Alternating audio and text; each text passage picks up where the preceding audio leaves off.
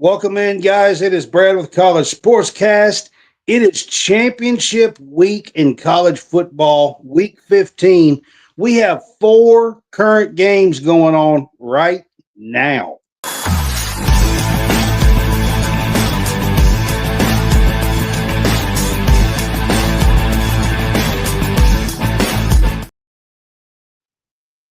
Welcome in, guys. It is Brad with College SportsCast. John and I are here tonight on a Friday night. It's championship week. We're here to do a little bit of game day pick'ems, a little bit of big fuss with some college football playoff talk, and we'll even pick some basketball games over the weekend, John, a little bit here. But we're going to talk mainly about some college football and the championship week tonight. But before we get started, I do have a couple of things real quick. I do want to say, if you are with us on Facebook, please hit that subscribe. It's only 99 cents a month. We are trying to build that up currently, and we appreciate it. It's only 99 cents a month for you guys. You get your own subscribers page that you can post on. We do have a chat that we're trying to grow and get bigger as well. So we appreciate you if you would do that for us. And if you're on YouTube, man, we appreciate you guys as well. Just want to say we are still currently growing on YouTube. Like and subscribe. We appreciate you. And that goes for either platform. Like and subscribe. All right. One other quick thing real quick. I'm going to put this QR code up while we are talking tonight. This is going to be up on the screen. This is our Bet Us link with the Real Fresh channel. They will match 3 deposits up to 125% for you guys. We are going to talk college football here, and as we do, you can scan that code and match betting deposits. All right, John. We are here to have a little bit of fun with game day pick'ems and talk a little bit about the college football stuff that's going on. I'm going to get started tonight, though.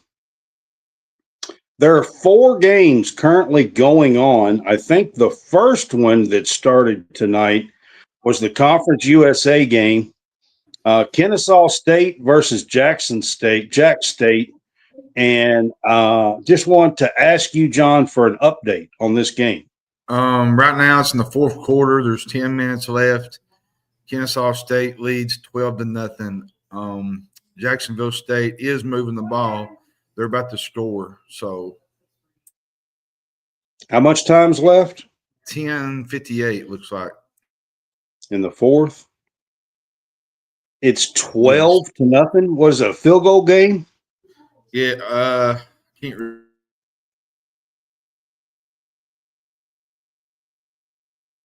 Must be a field goal game. It looks like it, yeah. Huh. Well, this is for the Conference USA Championship here.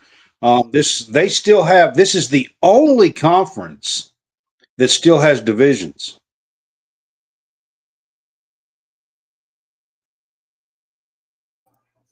I still think that's pretty old school. I like that a little bit. And it's Jack State versus Kennesaw State, and the winner will win the Conference USA. Yep. All right. The next one we're going to get to, John, is Sun Belt, Troy versus James Madison. It's in the 3rd quarter. There's 5:13 left. James Madison leads 17-14. Troy is at the James Madison 28. Well, no, they're at the 28-yard line. They're driving to go ahead. So this game is 17-14? Yep. So James Madison is still playing for something. There is a chance that they could still possibly get into the college football playoff, especially if somehow Duke was to beat Virginia. And by the way, Jacksonville State just scored. So it's 12-7. So it's 12-7. So that game's getting close. Getting tight, yeah. Yeah, so we'll try to update these before we end tonight. The next one I want to update is North Texas and Tulane. This is the AAC game. The winner of this game, John, will likely get the college football playoff group of 5 automatic bid. Yep. Tulane leads 17-7, 47 seconds before halftime. There's a timeout with 50 seconds to go. So, 47 seconds. I'm sorry. 47 seconds and a timeout. Do you know, are either one of these coaches coaching in this game? Because both coaches left. I think Summerall is. I'm not sure if Morris is.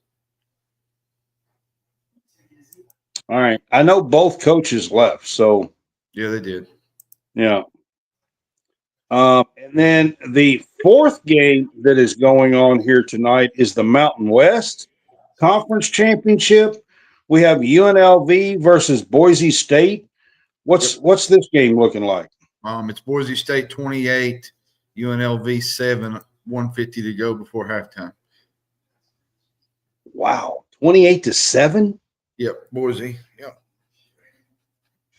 I mean, so this one looks like it could get out of hand a little bit. 28-7 before halftime. Tulane beating North Texas, holding that offense to 7 points. Pretty impressive. That's pretty impressive right before halftime. Yep. And James Madison, John, they still are playing for something here tonight. Yeah, they're still playing for a opportunity to go to the college football playoff. I mean, listen, Brad, you're really not going to know a lot of things and probably till tomorrow because the big games are playing tomorrow. If somebody gets beat, it gives another team a chance to kind of slide into that spot. So, you're going to have to, like in James Madison's case, you're probably going to have to win and hope somebody gets beat tomorrow. That's probably – You need, honestly, in James Madison's case, you need Duke to beat Virginia. Yeah, basically, yep. And the reason why that'll get them in is because James Madison is the higher-ranked conference. What will happen is the ACC will be left out. I'm going to tell you what I dislike is the fact that if Duke wins, they're going to the playoff, 9-5. That's no. That don't. What I'm telling you is if Duke wins and James Madison wins, James Madison will be ranked ahead of them in the college football playoff. If they lose though and Duke wins, it's a situation that I do not like. Yep, I mean I agree. All right, John, let's get to the college football rankings, and we're going to get to some big fuss stuff here real quick. Let's get to the actual rankings this week. There wasn't a whole lot of changes, but I want you to do a little bit of rundown. All right, let's see here. 1 is Ohio State. 2 is Indiana. 3 is Georgia. 4 is Texas Tech. 5 is Oregon. 6 is Ole Miss. 7, A&M. 8, Oklahoma. 9, Alabama. 10, Notre Dame. 11, BYU. 12 is Miami of Florida. 13 is Texas. 14 is Vanderbilt. 15 is Utah. 16 is USC. Hey, Dave. 17 is Virginia. 18, Arizona. 19, Michigan. 20, Tulane. 21, Houston. 22, Georgia Tech. 23, Iowa. 24, North Texas. And 25, James Madison. So that's why. So North Texas and James Madison are 24 and 25. Yep. Duke is nowhere to be found because they're 7-5.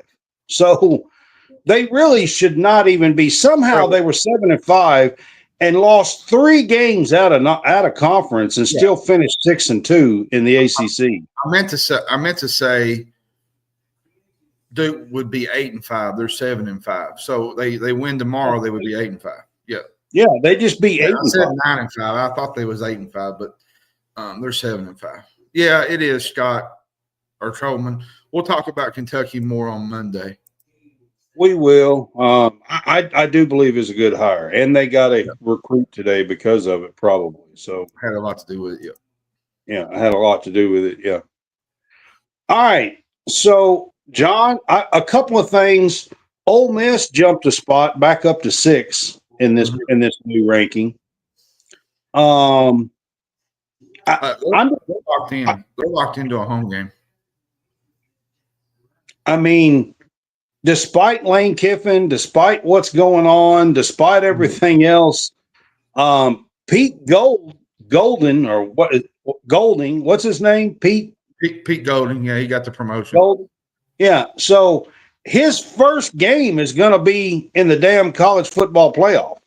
Well, I mean, they wanted to keep the coaching staff intact, Brad. You got a big game coming up in the playoffs. Yeah. You know, I mean, I get it. Home game, but I'm just saying, this guy's first head coaching game ever is going to be in the college football playoff. And here's the thing. You know, a lot of people was asking, why didn't Kiffin stay? Well, he asked to remain with the Rebels, but athletic director Keith Carter said no.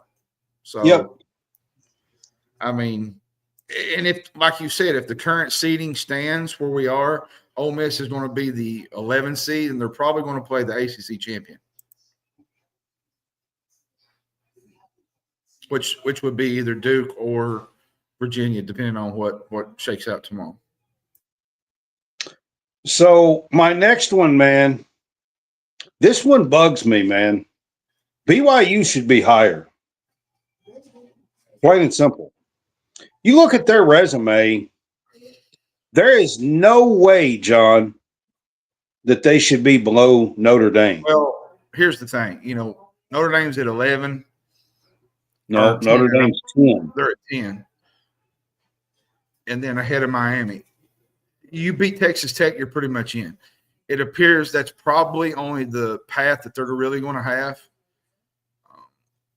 But what I'm telling you is, John, you look at their resume, they have a better strength of record, they have a better strength of schedule, they have they have a better overall record, they have more wins versus the top teams.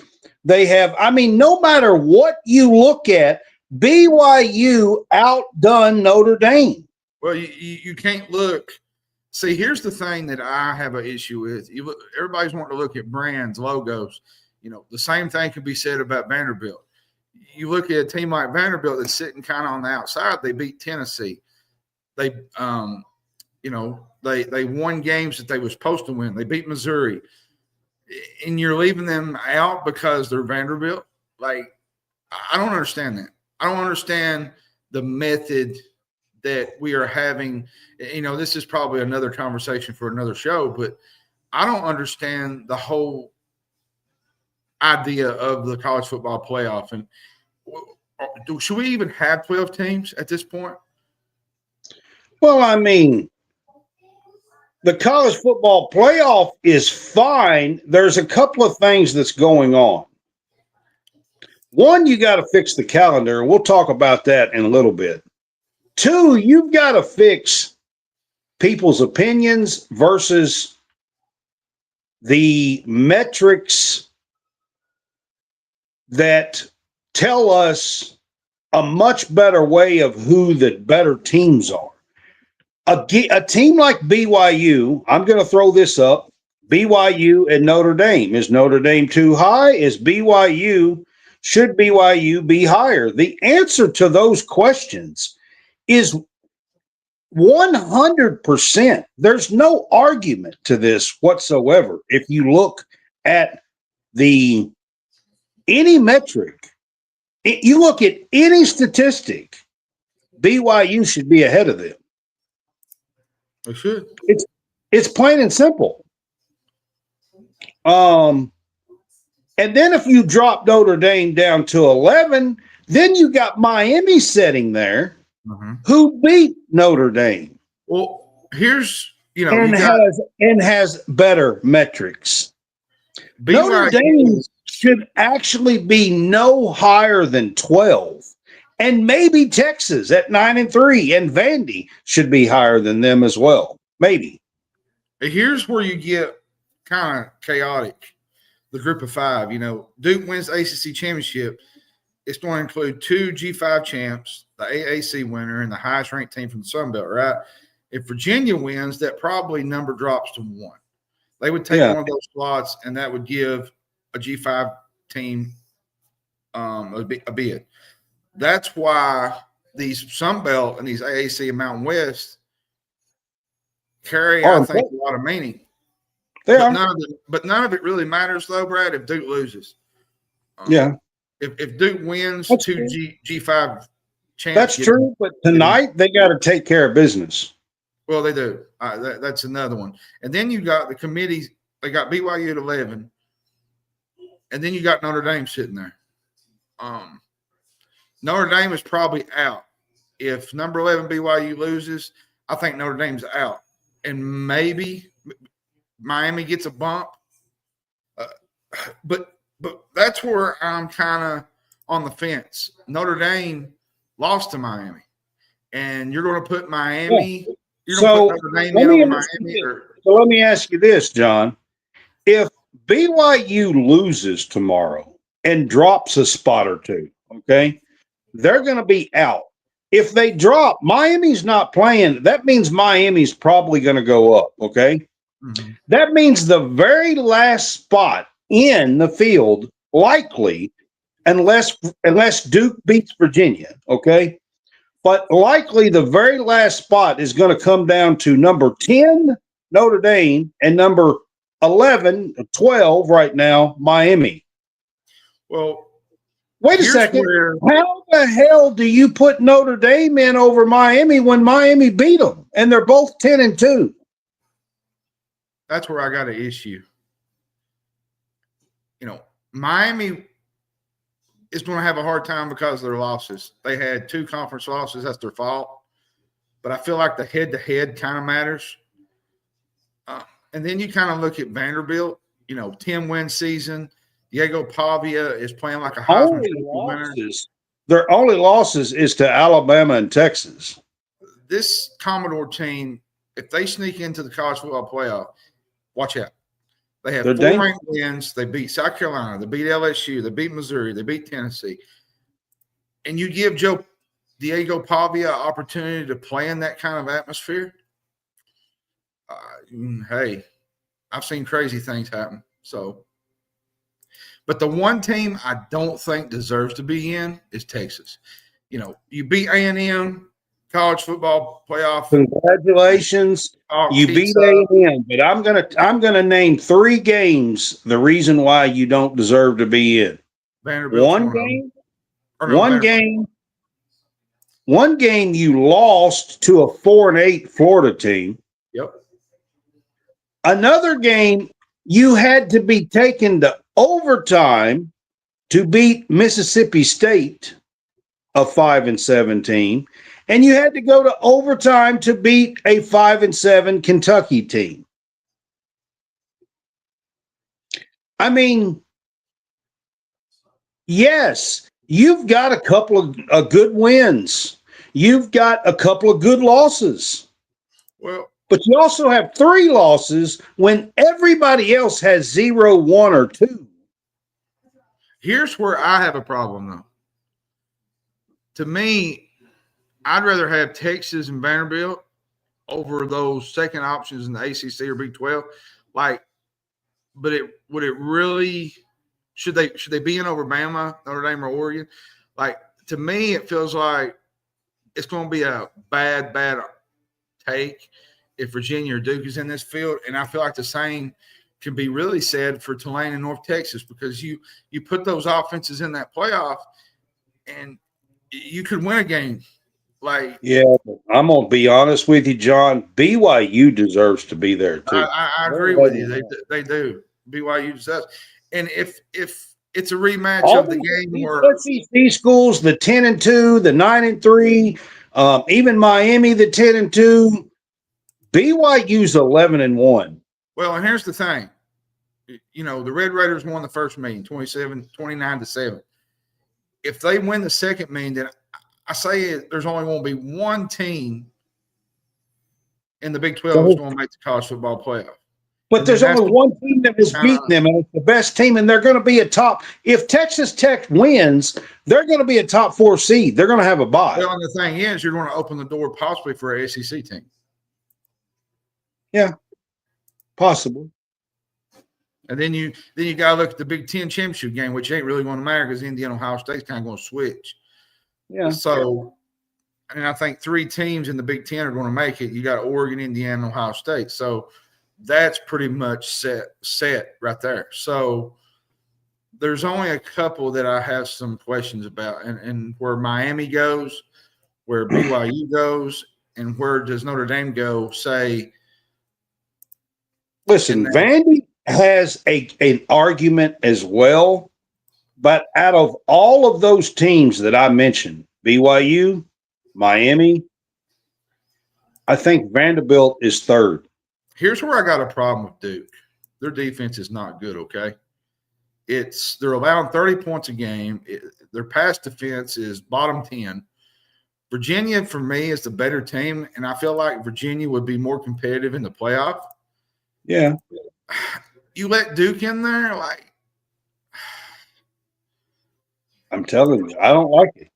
I don't either, Brad. It's all about those conference ties and automatic bids and all that crap, and it's ugly if you ask me. I feel like this is a Can we please just put 12 of the best teams in and forget about where they come from? Yeah, that's the way I feel about it. I mean, and I don't want to expand it either. Leave it at 12. It's supposed to be elite. Yeah. So the college football playoff final rankings, it comes out on Sunday, I think around noon, I believe. And then after that, you get the bowl game started going in. Yeah, they come out around like 6 or something that night. Well, a few of them come out about 1 or 2. It depends on. Well, but I'm saying they all, like around 5 or 6, they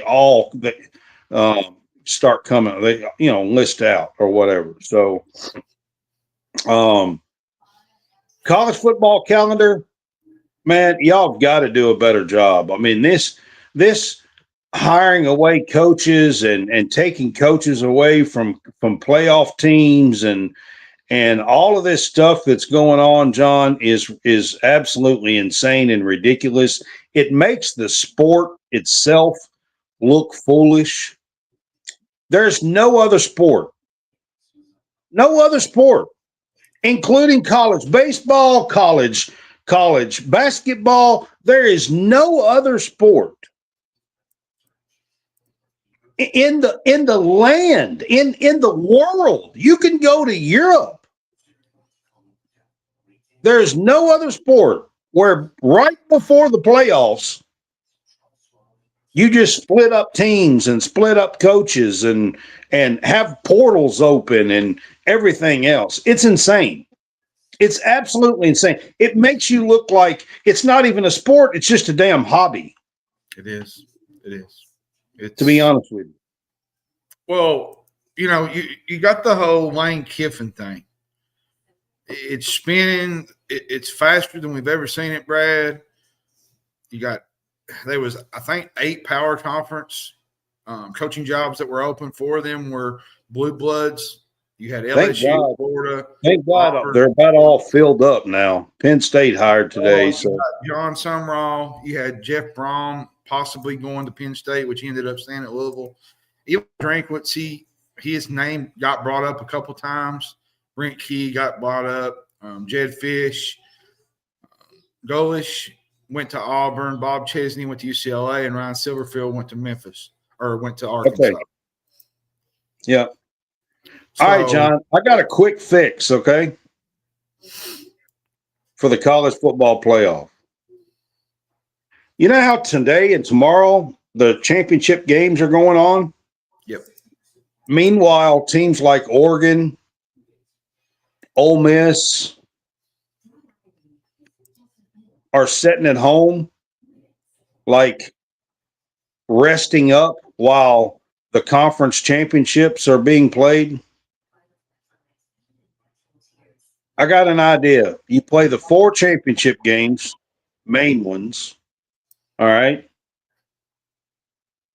And then wouldn't it be fun if tomorrow there was 5 sites with games that actually matter? Wouldn't it be fun if Notre Dame and Miami was playing for a college football spot tomorrow? Yeah, like a sort of like a playing game like they do in the It's a NCAA tournament. playing game. Yeah. It's called a play-in game. Would and having their 11 and the winner is in and the loser's out. Wouldn't it be fun if Oklahoma and Texas was playing a play-in game tomorrow? Yeah, it would be. The Red River rivalry for a play-in spot to the college football playoff. I kind of want to go back Wouldn't to that what be fun? It would be. I kind of want to go back to the calendar real quick before we move on to the. Wait a second, John. Would it be fun if Texas A&M and Vandy were playing tomorrow for a play-in spot? It would be. Yep. How about this one? How about Ole Miss and Tulane? Yeah. And Tulane already got whipped by them early in the year, so it would give Exactly. But that was early. That was first, second game. Teams improve. Give them a shot. Yep. How about James Madison and what's another team that's up there that's on the bubble? North Texas, maybe. But wouldn't it be fun if we could make these matchups happen and have like 5 play-in spots? Yep. Just saying, it'd be pretty easy to do. Before we move on to our picks, I want to kind of go back to the coaching thing. Okay. Here's my biggest issue with this whole coaching carousel, whatever you want to call it. You got some coaches that are behind closed doors in the secret that are going to different agents, different universities, and they're already setting these deals up. Before, you look at the Kiffin situation. There's a lot of cap stuff involved for rosters. Players are thinking, well, they're following their coaches to other schools. You got recruiting staff members kind of shifting what's going on while the coaches are leaving. The other day you had LSU's coach. He told, listen, there's some things I like about Kiffin, but this is what really teed me off about him the other night. He told his staff if they didn't get on the plane to Baton Rouge, they wouldn't have a spot on the coaching staff. Yeah, he did. That right there is what's on college football. Why can't a coach, an assistant coach his team and finish it out? What? Wait a second. It shouldn't happen anyway. They should make teams have to wait. You cannot take team coaches from playoff teams. Well, and then you had period. The decision. If you want to fire your coach in week 4, then your ass is going to have to wait until the damn season's over. Period. Well, and then you had the whole decision thing. Me and you made a joke about it with Kiffin because he had to wait till, I think, Saturday. Like, you sign a lucrative contract or you leave the program. It was basically if you want to hire somebody that's not in the playoffs, go right ahead. I don't care. Well, here's my issue with it. It's like a guy like John Sumrall. He's done so good for Tulane. He's built again has a chance to be in the playoffs. I think you're going to see this more in the future, Brad. Non-power league coaches hired before their season ends, and they're probably going to be allowed to coach the postseason. The college football calendar, the December signing day, the portal in January.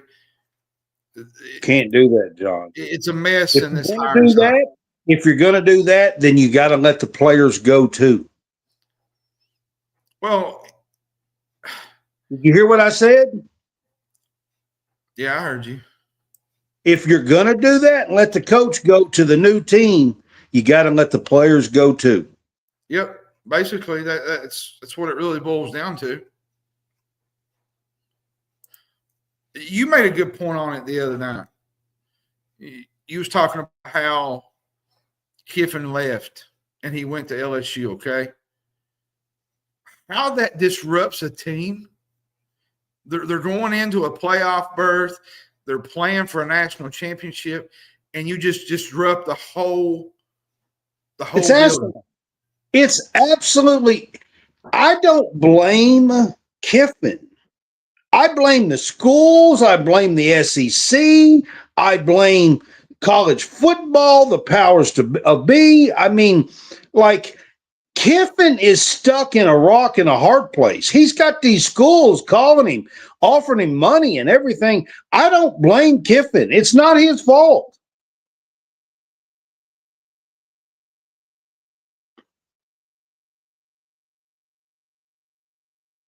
You got to have some damn decent rules for people to follow. You do. You got to have some kind of boundaries set in place to have the.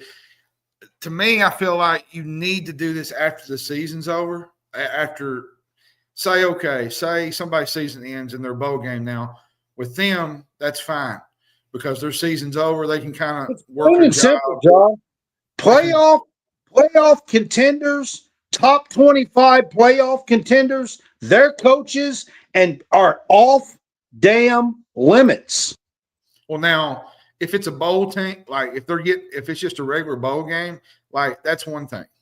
But like if it's somebody playoff contenders, I'm talking about until this Sunday when the field is set. Then it could be just those 12 teams. But up to this point, right now, the top 25, their players and coaches are off damn limits. Yeah, I agree with you. Period.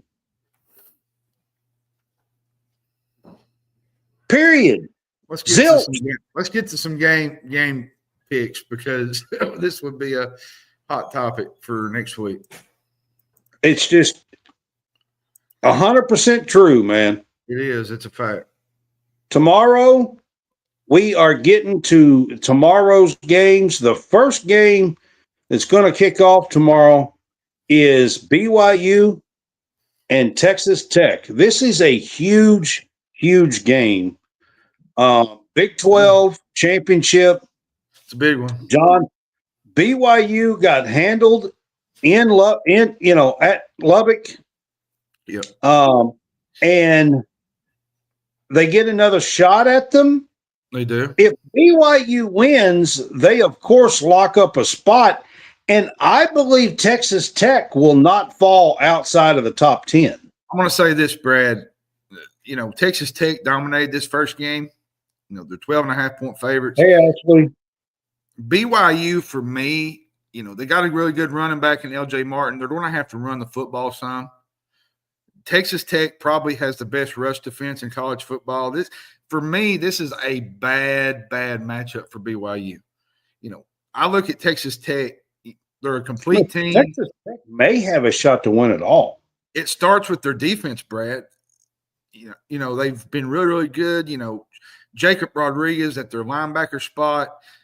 They went into the NIL money pool. They got a lot of great players from the portal. They've won 11 of its games by at least 20 points. And Morton at quarterback is playing really, really well. He's very experienced, and they're building for this moment. Listen, Joey McGuire. Is it Joey McGuire? Yeah.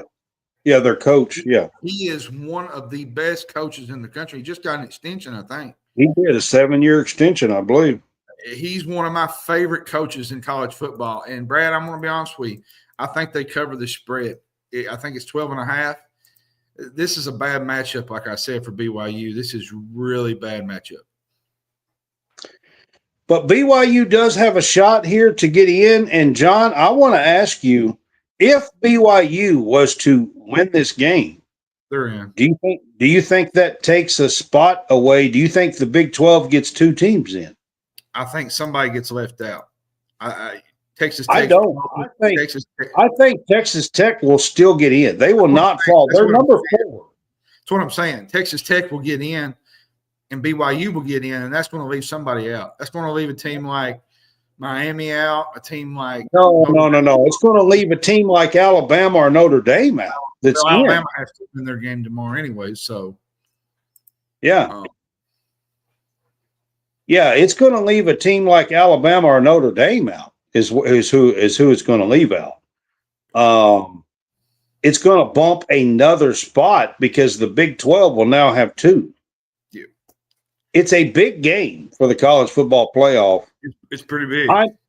I would like to pick BYU in this game, John, and I don't have the spreads up. I apologize. I was watching Kentucky basketball tonight. For some reason, I'm not real sure why I decided to watch that mess, but for some reason, I decided to sit back and watch an absolute disaster instead of kind of getting this stuff together. So we'll have more on that Monday. So I did not put the spreads in on this, John, but I think I'm going to go with Texas Tech to win this game. I am too. BYU, I believe, with an extra game and 11-2 instead of 10-2, in my opinion, BYU still deserves to be in. The only 2 losses on the year would be to a top 4 team, the same team, Texas Tech. Yeah, I agree with you. That's just my opinion. But in my opinion, they still deserve to be in. They won't be, but they deserve it. All right. Also at 11 o'clock or at noon Eastern time tomorrow is the MAC Championship. Miami of Ohio is playing Western Michigan. In this one, John, just want to kind of give a little bit of love to all the conference championship games here at College SportsCast. So what do you think about this specific game here in the Mid-Atlantic Conference? I actually like the Miami, Ohio. I think Miami, Ohio is really, really good. Ohio's good too. This should be a really tight, contested football game. I think they tied with Toledo and got the tie break somehow. Miami did. Western Michigan, I believe, was the leader of the number 1 seed, I think, here. But Western Michigan's had a really good year out of the MAC. And Miami is right there. I think I'm going to go Western Michigan in this game, but I just wanted to give them a little bit of pub. It's Western Michigan. I thought you said Ohio. My bad. No, it's Miami, Ohio. Oh, versus okay. My bad. Western Michigan. I got confused for a minute. I still like Miami in this game. Yeah, it's Miami, Ohio. The MAC team that we played a couple of times. I know, Brad. Yeah. I'm trying to think of their mascot. I forgot. Is it? I can't think. I was trying to think of their mascot, but I can't think of it right now. All right, John. Then we're going to move on. This is a big one tomorrow. This, of course, has college football playoff implications big time here. Georgia and Alabama. Georgia somehow found the way back into the championship game last Saturday when Texas took down Texas A&M. They didn't even think they were going to be playing in this game. And Georgia found their way back in. There's 4 teams tied, and they got the tiebreaker here. Georgia and Bama, once again, this is the 5th straight year that Georgia has played for the SEC championship, which I think ties a record, by the way. Here's the thing about this game that concerns me for both sides. Alabama, to me, I don't know if you've watched some of their games, but they look really one-dimensional on offense.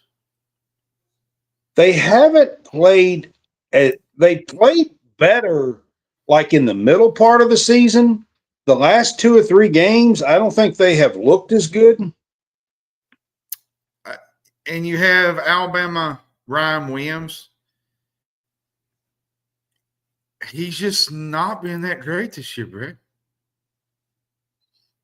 I mean, he's had some good games, but it's not like he's having a Jeremiah Smith. You know, he was in the same spot as Jeremiah Smith last year, like the second best freshman.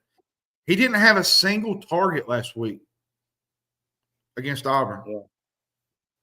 Yeah. That concerns me against a team like Georgia. Well, Georgia has been up and down too. I mean, these games. I like Smart in these type of games because Smart gets his team prepared to play in these type of games.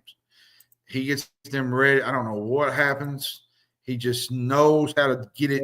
They're definitely going to be prepared to play a 60-minute game. They don't give up. They're going to continue to fight. They're going to continue to come back.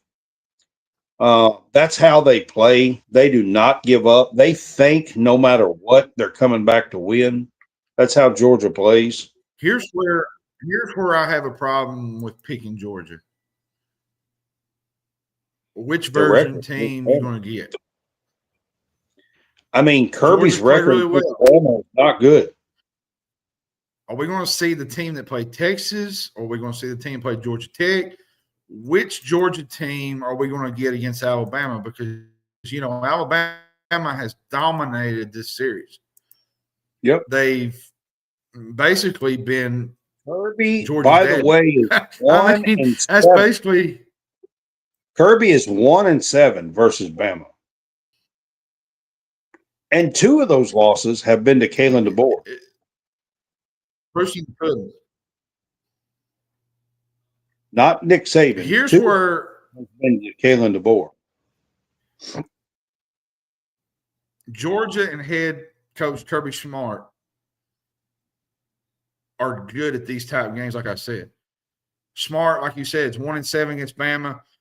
We've seen a lot of other coaches everything get fired inside of me, John, when you look at how these 2 teams play each other and the outcomes that usually happen, everything inside of me says to pick Alabama in this game. But I'm going to tell you what, John. I'll tell you what I'm fixing to do, John. I'm taking the Dogs, and I'm going to tell you why. They're due to beat Alabama. They're due to beat Alabama.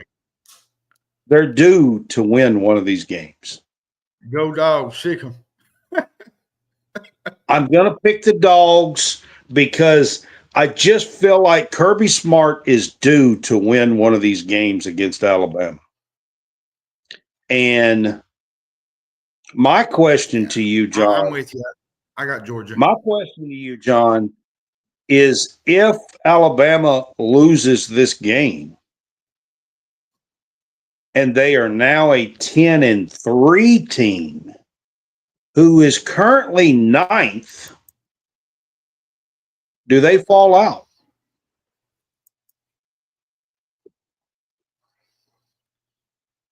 It's possible. If BYU beats Texas Tech, somebody's got to fall out.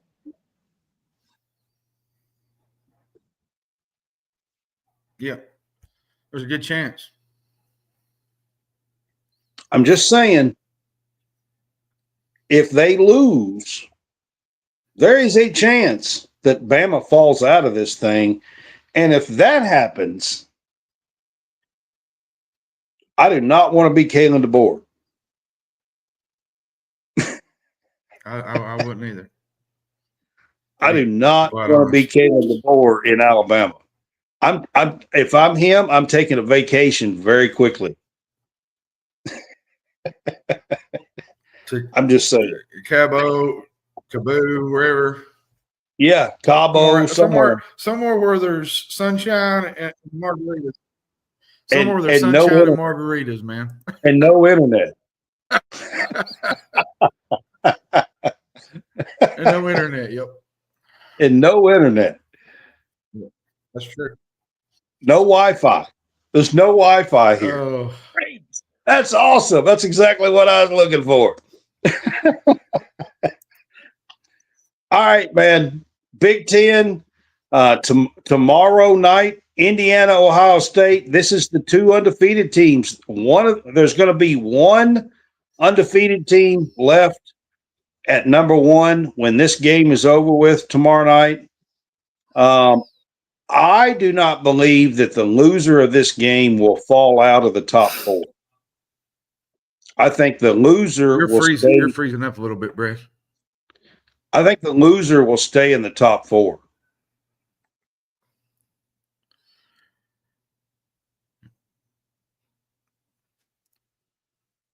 Are you there? Go ahead. Yep, go ahead. Ohio State's defensive front is really, really good. The times that IU struggled this year, I felt like they couldn't get the ground game going. Wisconsin done really, really well against them. But the thing is Fernando Mendoza just went bizarre. He's so good in certain games, he just takes over. For me, I don't think this is going to be a blowout. Indiana's going to hit some plays, I think. Gus Johnson's going to be going bananas. How Gus Johnson does. He's one of the all-time greatest college football, basketball announcers. You're going to have to really work to win this game, Indiana. I like Indiana, but this is not Penn State. This is not Oregon. This is not Illinois. You're going up against a team that, quite frankly, I think is going to win the whole thing again. And that's why I got Ohio State win this game. Now, I think this will be maybe a 27-21 game, 28-20 game. I do think Indiana hang in this game, but they're going to have to make some plays to win this game. They're not going to be able to do what they've done all season. Yeah, I'm going to take Ohio State in this one as well, but would I be shocked if Cignetti figures out a way to do this? I would not, because he's been doing it for 2 years.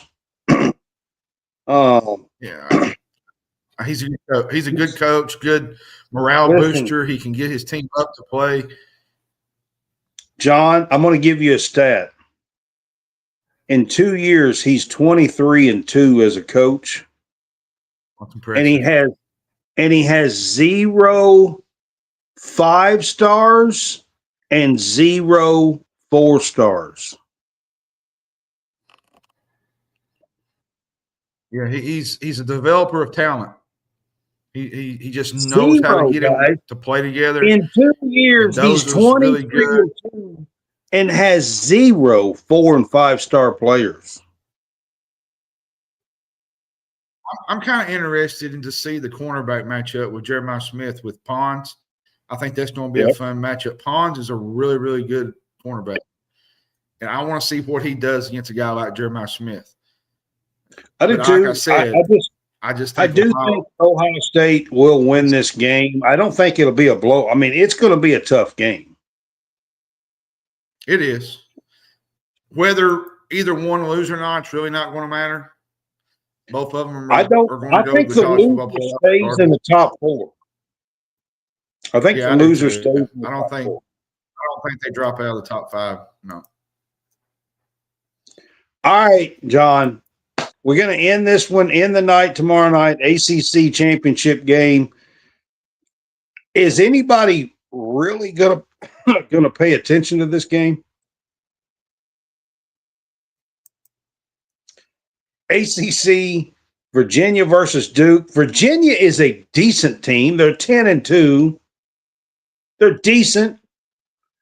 Do they really deserve to be in the college football playoff? I don't know about all that. There's some more deserving Here's teams. my thing. Now, if you're an alum or you got a player that plays, maybe you're just not going to pick this game over Indiana and Ohio State. I'm talking about just the Indiana, Ohio casual. State's going to. Yeah, that's playing at the same time. Don't hate how if the Cavaliers win, they're in almost 11 seed. If Duke wins, James Madison's going to be pretty happy. Yeah. So they will. Listen, I'm going to go Virginia in this one. This is going to be a dicey. This is going to be a dicey game. It is. Yeah, I mean, I'm with you. This game might be close early, but I feel like Virginia will kind of wear them down. Yeah. Duke does have a good offense. They can put points on the board. They can, but their defense is not great. Their defense is probably one of the worst in the conference. All right, John. We are going. I'm going to do a quick. Bad. Am I? Yeah. Can you do a quick update? Yeah, I can. Kennesaw State won 19-15. All right. I'm not sure how they won, but that's the CUSA Jacksonville State went ahead. Yep. Jacksonville State actually went ahead in this game. Okay. So all right. And Kennesaw State ended 10-3, so they're going to go to a nice bowl. Sun Belt.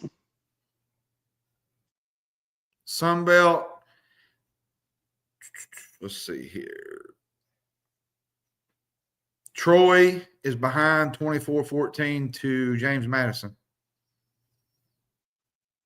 How much time? 4 minutes to go. So looks like 4 minutes. Looks like James Madison's going to pull this game out. All right. North Texas and Tulane, the AAC. And then you got Tulane leads with 47 seconds left in the third quarter, 24-7. They got the ball at the North Texas 32. And they're getting ready to line up for a field goal. So, wow. Yep. That's hard to believe with North Texas's offense. It is. UNLV. Then you got UNLV trailing Boise State 28-14. UNLV's moving the football. They're at the Boise 49, 10 minutes in the third, so they still got plenty of time to come back. So this is one to keep your eye on. If you want to watch this game when we get off here, it would be probably a fun game to kind of catch into. All right. Before we leave, I want to run through and let you do a few picks of college basketball. These are some big games tomorrow on Saturday. Iowa State plays Purdue. I got Purdue. I like Purdue. I think Iowa State's going to be really good in the Big 12. I just think Purdue, after that loss to Kentucky early in the year, both programs have kind of went sideways. Kentucky's went worse and Purdue's got better. So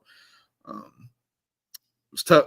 It's tough, but being a Kentucky fan and us covering the Cats, I mean, sometimes you think, well, when you win that game, you're going to kind of have some momentum. And then, now, Kentucky loses by 35 to Gonzaga. It's not looking too great, Brad. No, it's not. All right. Another big game tomorrow is Duke and Michigan State. This is a top 10 matchup.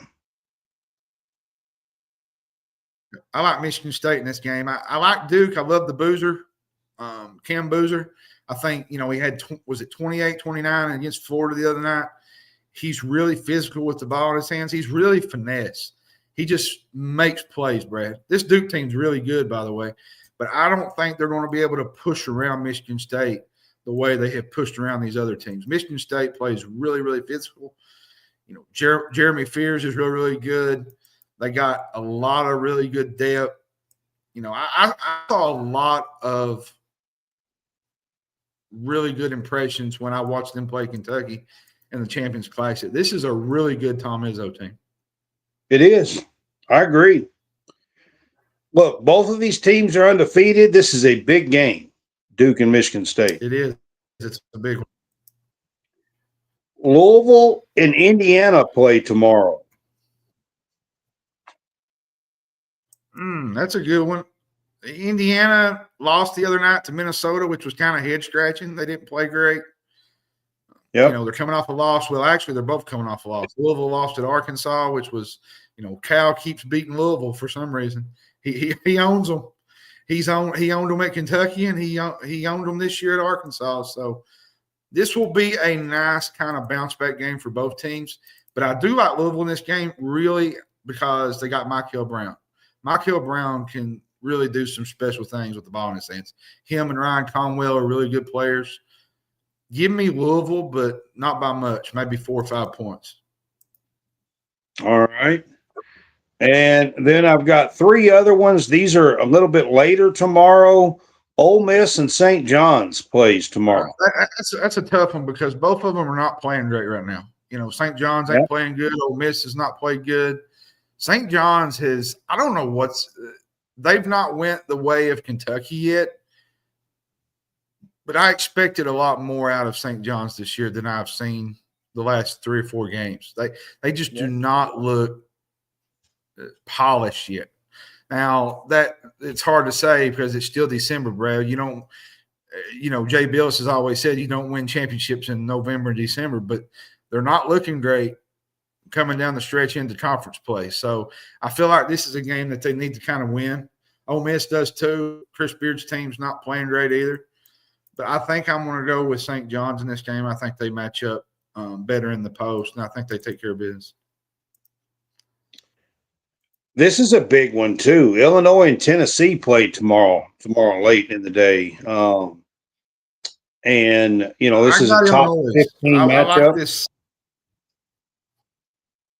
I like this Illinois team. I like the way they have these Euro guys. They got a whole lineup full of bunch of foreigners, basically. They do.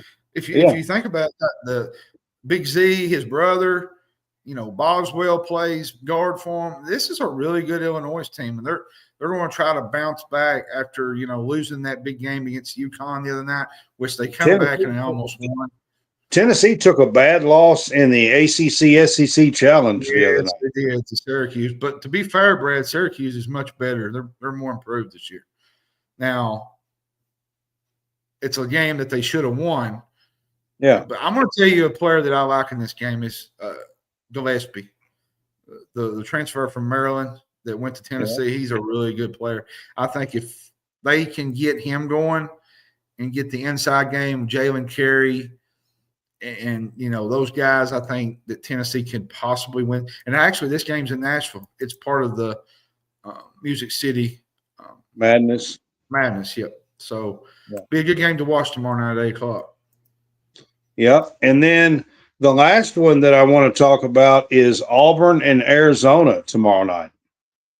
Ooh, that's a tough one. I like Arizona at this point. They're playing as good as Koa Pete. It might be one of the best freshmen that I've seen in quite a while. He's really good.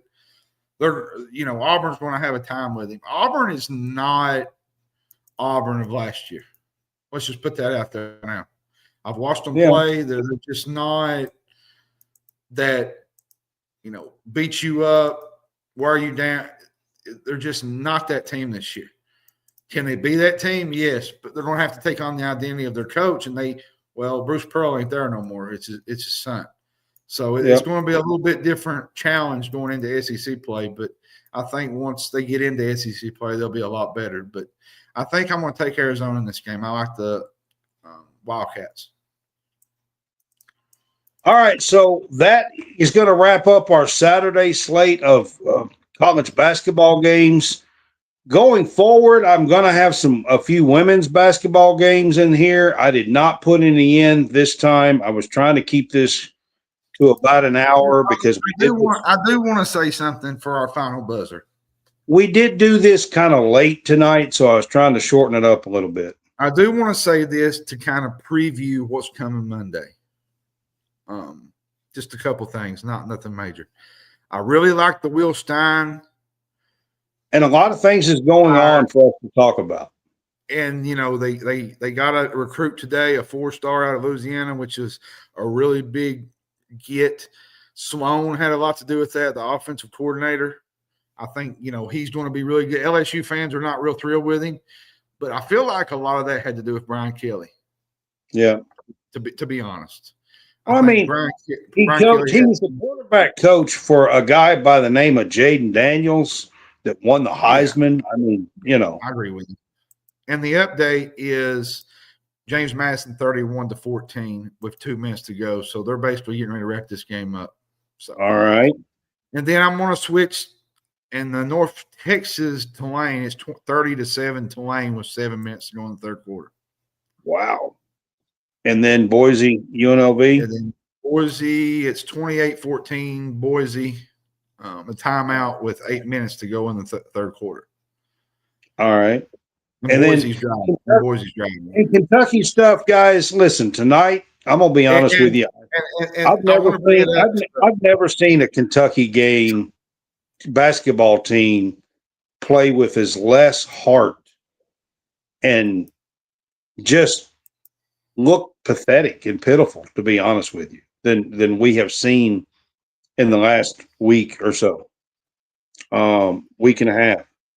I'm not sure what's going on with this team, but Coach Pope, it's your job to fix it. And you got to take out whatever is keeping this team from playing with fire. You got to remove it, period. It's your job. Listen, I'm going to say this. I'm going to say this before we kind of log off. Brad, they're at a crossroads. I'm going to say this. I love Mark Pope. I think he's a great man. He's a good dad. He loves the Commonwealth. But the honeymoon's over. It is 100%. You can't look like this. It's done. I mean, honestly, when the basketball a good high school team could play against what we did the last couple of outings. I'm going to tell you, Brad, the last 7 minutes, it might have been 5 minutes, I can't remember, but there was no effort, which I get. They're down 40 points. But they was just letting Gonzaga just go to the lane and just score at will.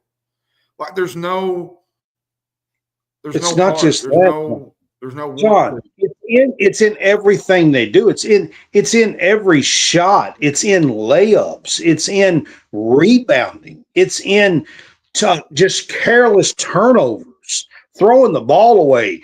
Beginning of the game, right off the bat, the first 3 or 4 trips down the floor, they're throwing it. I mean, I made a joke. I've heard of shooting air balls. I've never heard of passing air balls. I mean, they're just throwing it straight out of bounds to nobody. I mean, something's wrong. Like it's in their shot. It's in their legs. It's in their rebounding. It's in their. The offense had no flow. The offense had no flow, but they do have flow. They're usually playing teams that are cupcakes. That don't make any sense. You had the North Carolina game. You couldn't score towards the end. That was followed up with the Michigan State game before that. They found themselves in a rock fight, and the defense collapsed. They never could get it. They never could get it respectful against Gonzaga. John, that North Carolina team is not that good. Kentucky went into Nashville to get a really marquee win, Brad. And starting 0-3 on the season against quality teams they played, they're 5-4. There's more opportunities for some wins, but this is going to shrink really fast if you don't get it together. Like possibly missing the tournament. Yep. Like really fast. And I'll say this real quick. I'll add to this little nugget when we do it Monday, but I know fans are talking about the fans booing. That was the worst I have ever seen Kentucky fans act at a big arena like Bridgestone ever. Like, even from my seat in the house, I don't know how it was there, but that was the most I've ever seen them do that. I didn't even see them do that in the Billy Gillispie era. Man, we didn't get trounced and shoot like 20% in back-to-back games and stuff. Like, this is way beyond. Like, they look so bad, to be honest with you. I was in a chat tonight, a group chat, and somebody was talking about, well, where, like, what happened to the talent? And I just jokingly, I said, where is the, like, who has talent? I don't see no evidence that anybody's got talent. You know what Nick Saban said? If you get a $20 million roster, $22 million roster, and you hit high on it and you're really good, you're good. But if you get a bunch of players that are not worth $22 million, you're shit out of luck. Yeah. He's telling the truth. And so we'll talk more about it Monday. I'm excited. You know, I know we talk basketball all the time, but I'm just excited for the hope that the Kentucky fans have got in football. You know, Will Stein has brought some energy to this program. The biggest thing I took from his press conference, Brad, Wednesday, he made a statement that really set with me. He said the excuses are over. Yeah. We'll see. I mean, it's easy to say that in an introductory press conference, but yeah, I mean, yeah, basically, yeah. You got to prove it out on the field. You do. But I'll tell you one thing right before we get off the air here. If you're listening and you are a Kentucky fan and you live near Lexington, the Kentucky women's volleyball team advanced in the second round tonight, 3-1 over UCLA. And I've got to give them a shout out. They are going to have 2 more games coming up. Well, at least 1 more game coming up to start with, and then possibly a second game. I think it's next week, right? It's next week. I think they will be next week. Be on the lookout. Show up, show out, cheer this team on. They literally they're number 2 in the country, the second number 1 seed. And they have a shot to win it all. So just giving a big shout out to Craig Skinner, to Brooklyn DeLay, to Eva Hudson, to Molly Tuzo. Asia Thigpen has played pretty good lately. Asia Thigpen, Liz Carr, who is Andrew Carr's sister. Just a big shout out to this team. They got Trinity Ward. They've got Cassie O'Brien that are freshmen. So, I mean, there's just this team is loaded. Real quick, I have an article coming out on the Gonzaga game tomorrow. How did you possibly put together an article over that? When you're doing this, what we're doing, you got to take the good with the bad. John, I'm telling you, there's something like, how do you put an article together over that? I mean, I'll tell you what my article would look like. It would say WTF ?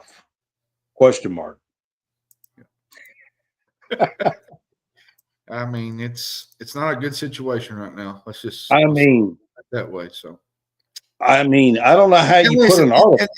And this is not jumping on Pope. People take that and they run with it. This is not. I love Pope. Pope. There's nobody. He's a star on my favorite team ever. The 1996 team that won the title. It's my favorite team. I will always love Mark Pope. Always, no matter what happens. DeMarcus Cousins said it best. They had, I think it was early in the second half, he said that these kids have no heart at all. They don't. So far, I haven't seen it. I mean, it's tough time right now in Big Blue Nation. But you got to cut the head off of that. You got to find some guys on that team that do have some. And by the way, the we'll break down the women's game over Miami. They beat Miami this week, so that was a good win for them in the challenge. They do. They play Sunday too. I'll be going Sunday to a game. So Central Michigan. Christmas is coming up, Brad. You got me anything? Nope, nothing. All right, man. I'm gonna call it a night. Y'all have a good one. It's getting late, so I am going to call it a night. I appreciate you guys being on with us. This has been College SportsCast, Big Fuss, Game Day Pick'em combo show. This is week 15, championship week in college football. I can't believe it's already here. About over with. All right, guys. Y'all have a good one. Have a good one.